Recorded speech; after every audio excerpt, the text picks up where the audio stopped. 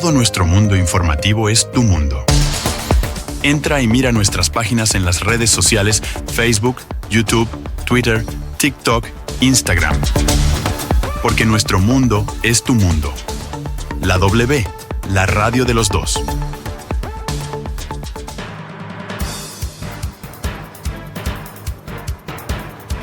Siete de la mañana con 7 minutos. Damos la bienvenida al set informativo de la hora clave aquí en la W a Enrique Gómez, candidato a la presidencia de la República. Él es candidato del movimiento Suma, lista 23. Enrique, un duro reto en esta candidatura. ¿Qué le motivó para aceptar una enorme responsabilidad en nuestro país? Buenos días. Muy buenos días. Resolver los problemas que cada ecuatoriano tiene. Ese es el compromiso que adquirí hace mucho tiempo desde el voluntariado, desde bomberos y sobre todo desde la participación activa en procesos de transformación en cuanto a educación.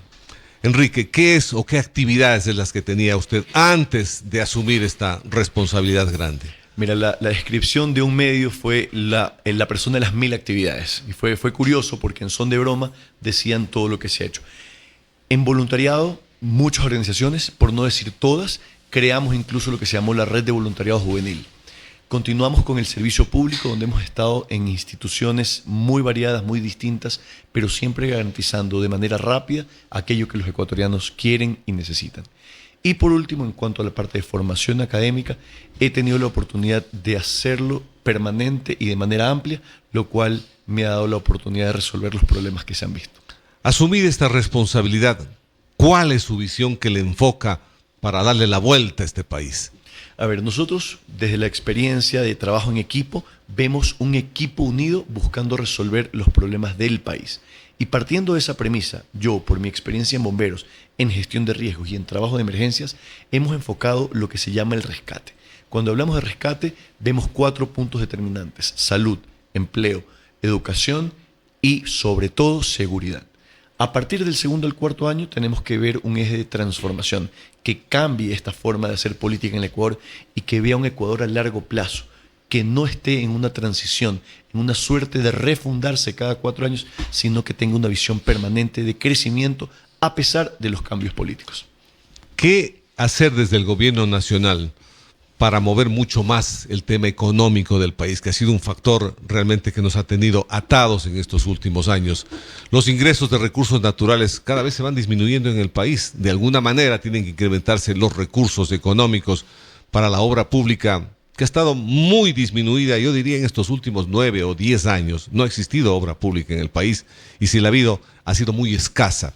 Pero ¿cómo darle la vuelta a esta historia nefasta para el Ecuador? Rubén, has descrito el problema tal cual. Y partiendo de eso, nosotros decimos un Ecuador que vea a largo plazo, que vea la pesca como una oportunidad de crecimiento, que vea la agricultura, pero también el agroturismo para poder traer más turismo al país.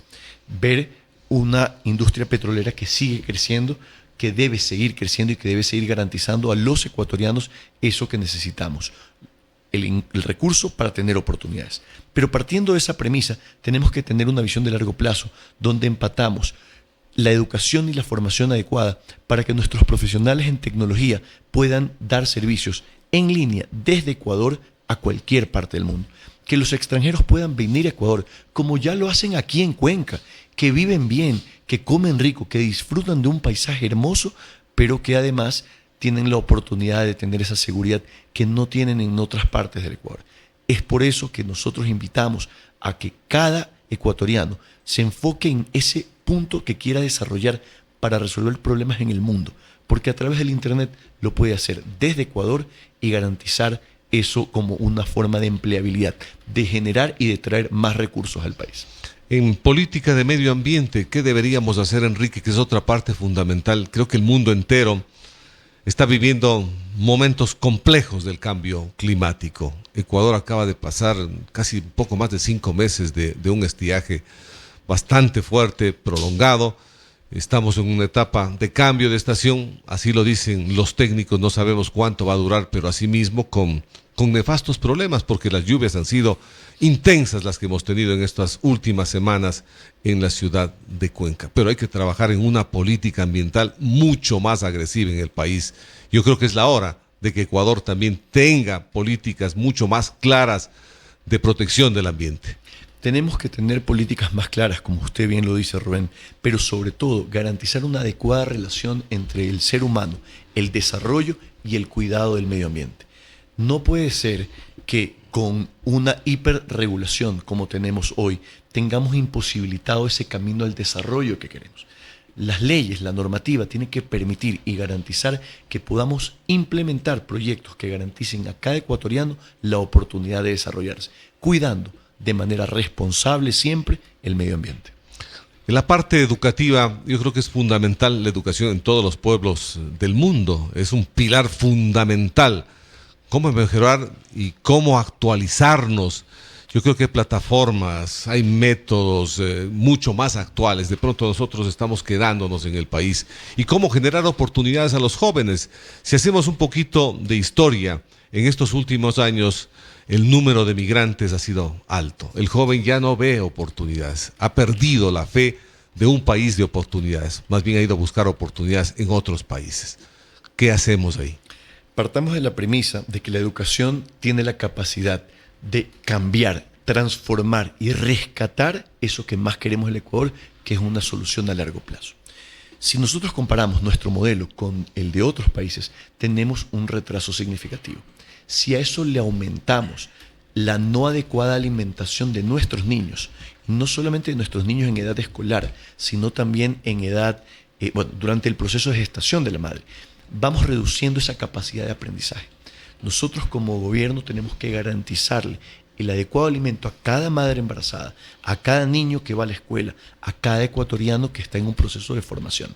Con esto y con los modelos adecuados que permitan una educación de impacto con mirada al futuro, podremos tener esa transformación que hemos visto. Para ello, nosotros hablamos del plan de 3 comidas, donde garantizaríamos en la educación quienes están estudiando puedan tener 3 comidas y con eso cada niño va a tener más oportunidades, no solo de aprender, sino de interactuar con ese mundo tecnológico que va transformando cada día más el mundo. ¿Cuál es la visión que tiene Enrique Gómez en el tema de la inversión privada en el país? Yo creo que es un puntal importante por la generación de empleo que esta genera, pero ¿cómo darle un marco jurídico para que el empresario diga y se motive mucho más a poder invertir en el Ecuador? Cuando hablábamos de la hiperregulación, esta nos ha complicado el ser atractivos para otros países.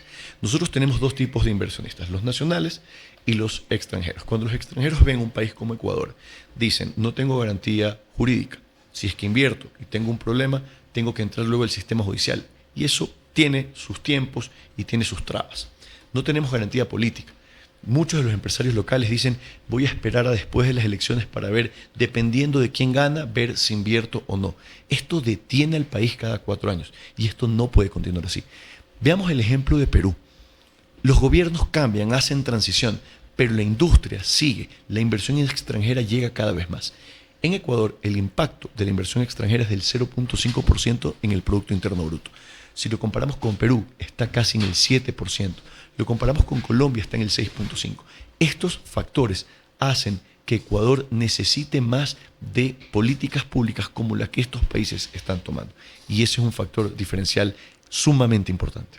Ecuador, un país campeón para cambiar de gobierno a gobierno todas las políticas. Quizás hay cosas buenas, pero no se acogen, quieren darle la vuelta. ¿Por qué no tener una línea que nos permita tener un hilo conductor que es el mismo? Si es que está bien, hay que continuar, pero todo desechamos y volvemos nuevamente a darle la vuelta. ¿Por qué este egoísmo político? El problema radica en que no buscamos soluciones para las personas. No han buscado soluciones para las personas, para los ecuatorianos. Es una mezcla de la vanidad, el orgullo, el momento, el poder. Ese es el problema que tiene la política ecuatoriana. Y es por eso que nosotros, los jóvenes que no hemos participado en política, que hemos dado soluciones integrales a la industria, nos hemos unido para poder traer un plan de gobierno pragmático, que implemente eso que usted dice, una transición a largo plazo. Yo recuerdo estar saliendo de la universidad, coger un tren y ver una persona que iba planificando las carreteras del 2050 en otro país. Esto en Ecuador, allá en el 2010, o sea, 14 años atrás. Esto en Ecuador no ha existido. No puede ser que vengan y digan, vamos a desarrollar esto aquí, ahorita, sin una visión a largo plazo, sin una planificación adecuada. Mientras no se logre una planificación adecuada, no vamos a poder tener el cambio real que queremos en el Ecuador. Crisis eléctrica. No se ha ido. Está de momento en stand-by. La ventaja es que también han venido las lluvias. Ha ayudado bastante para poder generar energía hidroeléctrica al país. Aquí hay que darle y meterle mucha mano a cualquier persona que llegue al gobierno nacional. Hay un plan maestro que está ejecutado desde hace muchos años atrás. No entendemos por qué no se ha ejecutado este plan maestro, cuando ha habido alertas que han sido anunciadas desde hace 6 años y esto se nos venía al país. ¿Por qué esta desidia política? A ver, partamos de la premisa de que si es que nosotros queremos que la generación eléctrica esté al 100%, hoy como está distribuida, tenemos el 70% en hidroeléctrica, tenemos un gran porcentaje en termoeléctrica y lo que estamos comprando luego de Colombia. Pero esto que estamos generando en la hidroeléctrica, para que se genere ese 70%, necesitamos el 100% de agua. Algo que meteorológicamente es muy complicado. El balance a nivel mundial tiene otra forma. Hablamos de un 48% en lo termoeléctrico. Hablamos de un 35% en lo hidroeléctrico y tenemos un 17% que viene de otras fuentes, siempre fuentes renovables. Como lo hidroeléctrico también es renovable, estaríamos hablando de un 52% de energías renovables, garantizando este impacto positivo al medio ambiente, como lo habíamos dicho en un principio. Pero acá permitiríamos el ingreso de energía solar y energía eólica. Con esta generación distribuida de manera adecuada, podríamos tener un impacto real al futuro. ¿Cuál es el problema? Las leyes. Tenemos leyes que se contradicen, que ya está comprobado. Y los 2 cambios que ha hecho la administración actual no han tenido un impacto en lo absoluto en el problema de fondo. ¿Qué debe ser primero? El permiso ambiental para el funcionamiento, dice una ley. Pero luego necesitas estar operando para tener el permiso ambiental. Por tanto, nunca van a poder llegar a tener el permiso. Y todas esas personas que han venido con intención de invertir al Ecuador no logran tener, ya que el permiso pues, se contradice en nuestra ley. Sobre eso tenemos que trabajar, sobre las 2 partes. Revisar la hiperregulación para que garantice atención a los ecuatorianos, pero sobre todo distribuir de manera adecuada la generación eléctrica para que no vuelva a ocurrir esto que nos ha pasado.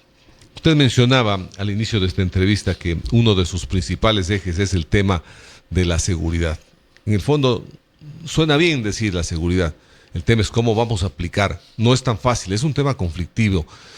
Tenemos antecedentes y podemos verlo.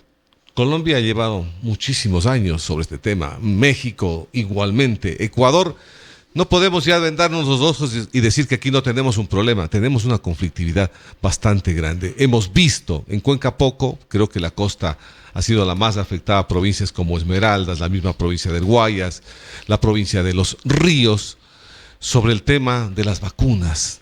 Pequeños emprendimientos que han sido afectados, negocios que dan para vivir el día a día y que la gente ha tenido que cerrar. ¿Qué hacer ahí?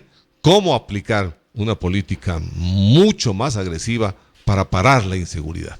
Nosotros hablamos de invertir 1.200 millones en el eje de seguridad. Si lo ponemos, es directamente proporcional al 3% de IVA que nos subieron. Partiendo de esa premisa, nuestro indicador principal va a ser reducir en 30% las muertes violentas. Ese es el número que queremos comparar. En 17 meses hacerlo como lo hizo el presidente Bukele, como lo hizo el presidente Uribe en Colombia. Y de esta manera ir continuando. Pero para llegar a ese punto, nosotros hemos visto que nuestras fronteras tienen 280 kilómetros una, 320 kilómetros la otra. Con estos 600 kilómetros, nosotros hemos planteado cubrirlos con una base militar cada 30 kilómetros, con drones de alta capacidad de vuelo de hasta 15 horas que permitan monitorear qué está ingresando, quién está ingresando y cómo está ingresando el cuerpo. Con eso cerramos la oportunidad para que entren. Luego tenemos que cuidar los puertos y aeropuertos para que no seamos una fuente de contaminación al exterior. Tenemos que reducir el ingreso y también la salida. Luego de eso tenemos que tomar control sobre los caminos vecinales, sobre las carreteras, sobre las poblaciones, garantizándole al ciudadano que pueda caminar por el Ecuador tranquilo, como lo hacen aquí en Cuenca, como lo disfrutamos aquí en Cuenca, que esto no pasa en el resto del Ecuador. Para continuar con eso, tenemos cámaras de monitoreo que nos permiten, junto a las llamadas de emergencia que hacen al 911, preposicionar motos, vehículos de la policía para ir atendiendo de manera rápida y eficiente las necesidades de cada ecuatoriano. Pero por último, Tenemos que integrar la información de todos los organismos. No puede ser que cada organismo maneje la información por separado. Y en este momento hemos visto, por ejemplo, que hay indicadores que la policía necesita, información que la tiene el registro civil, pero que luego, como las bases de datos no se cruzan, no tenemos esa información disponible para poder tomar las acciones luego. Y con esto vamos a la siguiente parte, la parte de fortalecer a la Fiscalía, fortalecer toda la parte de la función judicial, ya que con la función judicial podemos tener implementado de manera inmediata sistemas de modelos a partir de inteligencia artificial que nos permitan cuánto cambia para un lado o para otro las decisiones de uno o de todos los jueces. Con esto podremos saber si es que las decisiones son tomadas por miedo o por intereses inadecuados. Tenemos que garantizarle al ecuatoriano, a cada ciudadano, una adecuada justicia. Necesitamos un cambio radical y un rescate profundo del Ecuador. Lo que no vemos los ecuatorianos es la independencia judicial. No logramos alcanzar. ¿Por qué? Bueno, yo creo que los intereses de quienes lo han administrado tienen por ahí las tomas de decisiones, que es lo que ha pasado. Un factor que nos pasa números negativos al Ecuador, el riesgo país. ¿Cómo disminuir el mismo para ganar confianza en el mundo? El riesgo país es un factor que mide y de alguna u otra manera las seguridades que nos permitan invertir como extranjeros en el país. Nosotros como Ecuador tenemos que tener políticas públicas claras, abiertas a la empresa, con la seguridad jurídica que permita garantizar que las inversiones van a poder regresar a sus países. Para este punto hacemos referencia, y esto es muy importante, a tener la oportunidad de que un inversionista extranjero pueda, a través de la Cámara de Comercio de su país en el Ecuador, tener un centro de arbitraje, ya que un extranjero que quiere invertir en Ecuador, que quiera un juicio o un arbitraje en el exterior, no ocurre a menos que la Procuraduría lo apruebe. Partiendo de esa premisa y para evitar un proceso que demora mucho tiempo en la Procuraduría, lo que estamos haciendo es buscando que en el Ecuador se garanticen estos procesos de arbitraje para con eso estimular a que el extranjero pueda con tranquilidad, con seguridad, invertir en un país que tantas oportunidades necesita y que puede crear, sobre todo para los ecuatorianos, para los extranjeros. En caso de que usted llegue al gobierno, ¿qué hacer? ¿Cómo aplicar una política de consenso ejecutivo-legislativo? Que esto también ha sido una piedra en el zapato para todos los últimos gobernantes en el país. A partir del 24 de mayo vamos a tener una política abierta para garantizar al ciudadano la atención adecuada que necesita.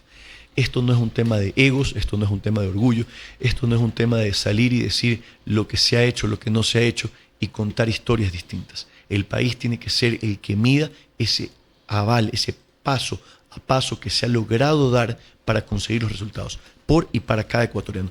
Y con eso solamente juntos podemos trabajar en pos del Ecuador. Enrique, ¿qué ha sentido en este corto espacio de tiempo que ha tenido ya de recorrer algunas partes del país, recorrer algo de la ciudad de Cuenca con el contacto candidato electoral? Si hay una ciudad que he tenido la oportunidad de visitar muchísimas veces, es Cuenca. Papá decía, vamos a desayunar un fin de semana y de repente nos quedábamos un par de días. Es un espacio maravilloso. Cuenca, pero el Ecuador entero. La gente es muy cálida, la gente es muy amable, la gente quiere cambio, la gente quiere algo nuevo. Y es por eso que nosotros estamos recorriendo el país, conociendo y escuchando lo que las personas nos indican que necesitan más, prioritarias. Y lo que primero dicen todos es seguridad. Eso es lo que queremos cambiar. La gente quiere más seguridad en el país. La gente dice, pueden no dar empleo porque yo creo empleo. Eso dicen aquí en Cuenca. Pero necesito seguridad para poder que mi emprendimiento siga atendiendo sin problemas de otro tipo. De los lugares que he podido visitar, Enrique, ¿dónde ha encontrado mucho más conflictividad, mucha más pobreza del país? A ver, yo tuve la oportunidad de trabajar en la unidad del registro social. La unidad del registro social pues, hace estas evaluaciones de medición de pobreza, determina quiénes son y cuán pobres son las personas más pobres del Ecuador. Los indicadores tienen regados en ciertas partes del país. No hemos logrado llegar nosotros todavía, pero ya estuvo nuestra candidata a vicepresidenta en la provincia de Chimborazo. Nosotros vamos a acompañar con ella, hemos dividido la ruta para poder llegar a todo el país, para poder abarcar lo que más podamos, porque el factor tiempo es el determinante. Vamos a estar juntos en diferentes lugares, de hecho vamos a estar juntos con Inés aquí en Cuenca más adelante y vamos a tener la oportunidad de poder justamente presentar esto que queremos, el rescate del Ecuador. Va a haber una nueva visita suya a Cuenca. Por supuesto que sí.